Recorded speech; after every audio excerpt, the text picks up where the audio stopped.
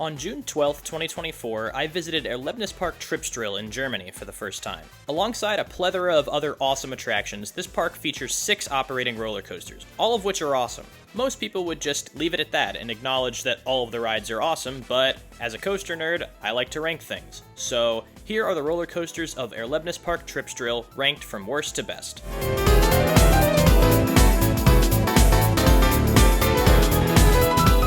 A few of the coasters at this park have purely German names that I may struggle to pronounce, so please cut me some slack there. Speaking of which, at number 6 on my list is Razender Tausendfüßler, a Zero Tivoli. As I said in the intro, every roller coaster at this park is awesome, so this thing is great, but it's unfortunately the weakest of a very strong lineup. Pretty much every large-scale Zero Tivoli is a lot of fun, especially if you ride it on your own, because there's no barrier between the right and the left side of the train, so you can kind of just slide all over the place at every turn. This one I think is one of the best simply because of how well it's landscaped. You go spiraling around a bunch of trees, which are close enough for you to reach out and touch, as well as a lake and some interesting foliage just landscaped super well. This ride is probably not particularly safe. Especially if it was built in America, you'd see a lot of people hurting themselves on this. When I say it's not safe, I don't mean the roller coaster itself is dangerous. It operates perfectly fine, and there is no risk of it, falling off the rails or anything, but this ride gets very close to the ground at a lot of points where you can very easily reach out and physically touch it, and I did that because I'm a moron and I felt compelled to by whatever's going on in my brain. And let me tell you, it was 100% a mistake, because that really hurt.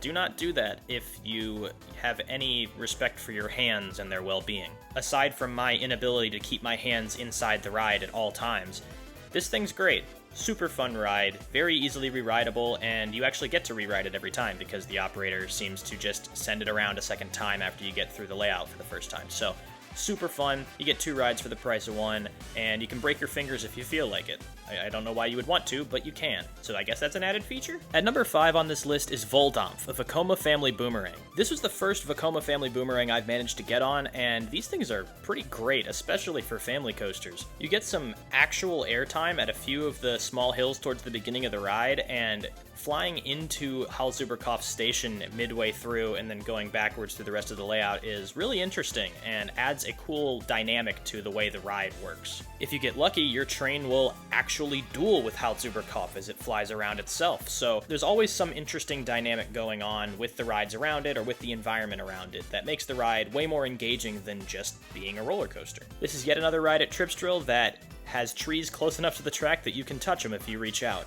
I wouldn't recommend doing this, but it doesn't hurt very much and was kind of funny, so I don't regret doing it every time that I did, which was at least 3. I'm really happy that Voma family boomerangs are starting to make their way to the US because this ride model's great. Let's bring back the Voma Boomerang craze, because this time they're actually good. At number 4 on this list is Gentsagers, a Gerstlauer bobsled. I went into this trip not really knowing what to expect from this ride model, as it's been called sort of a jacked up version of a Wild Mouse, which is not really my cup of tea, so I was really surprised when I got off of this thing. Gentsagers packs some serious forces with some nice laterals at the beginning and some pretty good positives and airtime towards the end, which I did not see coming at all. Those hills didn't seem like they would give any pop, and they 100% do.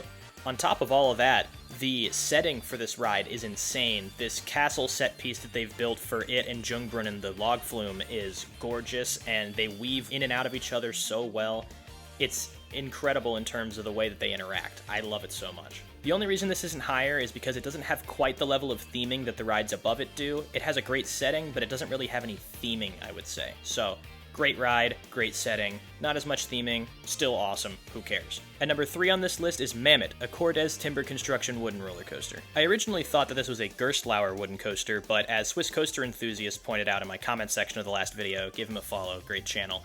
It was actually designed by Cordes Holzbau, or Cordes Timber Construction. The ride itself was constructed by Gerstlauer, and it has Gerstlauer trains, but it was designed by Cordes. Random factoids aside, this ride is really cool. There's a fun little dark ride scene before the lift hill where everything goes wrong and malfunctions and sends you off on the course, which I think is a nice touch to an otherwise unthemed wooden coaster layout. The queue and station are also themed really well, with some kind of unnerving mannequins in the queue line, but it's all really well done and interesting to look at. As for the layout itself, it has 2 great moments, but you only get one each ride depending on which part of the train you're in. If you're in the back, the first drop is insane.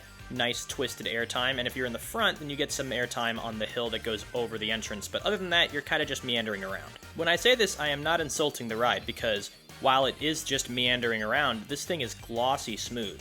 The trains are a bit bouncy on the track, but Cordes actually manufactures the Intamin prefabricated wooden coaster track, which is so smooth, and it's perfect for this ride. It rides unlike any other wooden coaster I've ever been on. It's a kind of smooth that almost feels unnatural. It's really odd, because the visual of the wooden roller coaster makes you expect roughness, and then you don't get it, and it doesn't really make sense. This is a super re-rideable coaster with a couple great moments that elevate it a little bit above Gentsagers, which is why it's at 3 instead of 4. This park's runner-up spot goes to Hals-Uber-Kopf, a Voma suspended thrill coaster. This ride was my first experience with new age Vekoma, and wow, it really blew me away. The sequel to the horrible, mass-produced SLCs that Vekoma built for decades before this is so much better than its predecessor, it's insane. The trains are super comfortable, the restraints don't come down on you further during the ride, the transitions are glossy smooth, you get airtime, which was pretty much unheard of on inverts until very recently, the inversions are great, everything about this ride is so much fun. As I said during the Voldampf section of this video, the interactions between that ride and Hals UberCop are awesome. They do such a good job of integrating them into the same area and making them feel like they're dueling each other. There's even a fun little outdoor scene on the brake run where there's a bunny eating a carrot and saying something in German that I couldn't understand, which was a nice touch. If there's any gripe that I have with this ride, it's that it's not particularly intense. You get some good floater airtime, but there's not really any whip or any strong positive G-forces, which isn't necessary, but would elevate this ride. But, as it is, it's a very accessible, smooth, and comfortable invert that everyone will pretty much enjoy. That slight lack of intensity, though, does hold back Hals UberCop from being the best ride in the park, as the best ride in the park does not lack in that department at all. It's Karo, a Gerstlauer Infinity Coaster. What was Gerstlauer cooking when they built this thing?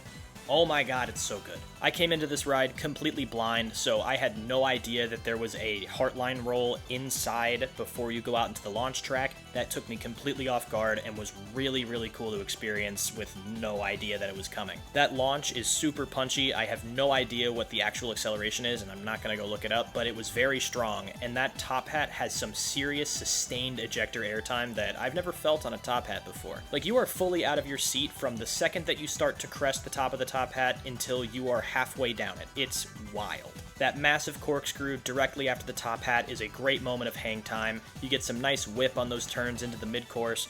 The hill after the mid-course gives you some good floater, and then that dive loop underground is wildly intense. Seriously crazy lateral forces going into it, and then you get some good hang time on the corkscrew coming out of it. This whole layout completely kicks ass. Such an awesome ride.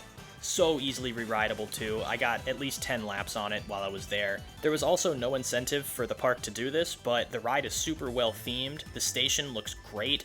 The whole queue line looks good. There's these awesome rockets on the back of the train that look great in the darkness of the station. You got the weird puking guy at the exit. Everything about this ride is either charming or super intense, and I love every second of it. I originally thought that this park didn't have a headliner, and I was completely wrong. Karo is an absolute banger of a headliner coaster for this park, and is a must-ride if you're ever in the area. In fact, this whole park is a must-do, in my opinion. One of the best parks in Germany, one of the best parks I've ever been to, with a great, underrated lineup. Get out here if you can. And that is every roller coaster at Erlebnispark Tripsdrill ranked from worst to best. If you like this video, please leave a like and subscribe. Let me know what your favorite rides at this park are, or if you don't think that some of the rides that I liked were very good. I'd say that you're probably wrong, but you can say it if you want to. If you haven't already, please watch my vlog from this park. I think it's my best video that I've made so far, and I think it's hysterical, so go check it out, and I'll see you all in the next video. Deuces.